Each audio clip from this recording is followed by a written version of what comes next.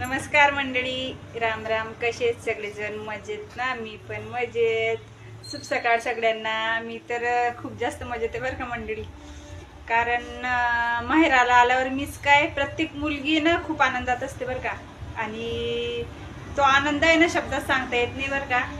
कारण एका मुलीला माहेरात यायचा आनंद एवढा मोठा असतो ना की जसं तिला असं वाटतं की मला आता स्वर्गच मिळून गेलेला आहे. कारण माहेर एक अशी जागा आहे मंडळी का तिथं आल्यावर आपली चाळी चुकली काहीच होत नाही. आपल्याला रोकटोक पण कोणी करत नाही.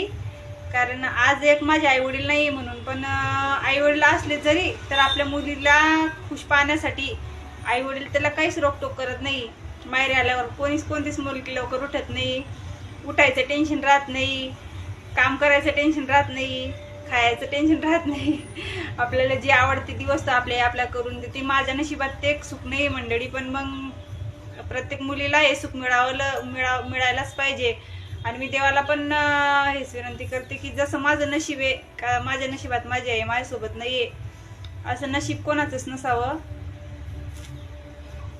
आपले कर्म खराब असले का, आज माझे काही कर्म असे खराब असतील मंडळी का मला आई वडिलांचं प्रेम मिळालं नाही. कारण मी होती 4थी मध्ये तेव्हाच माझे आई वडील वारलेले.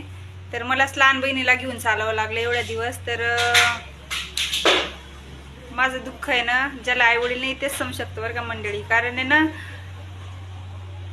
खूप उभारी येत नाही माहेराला यायला. कारण असं माहिती आहे आपल्याला इथं पण आपण गेल्यावरती आपल्याला हातानच करायचं आहे.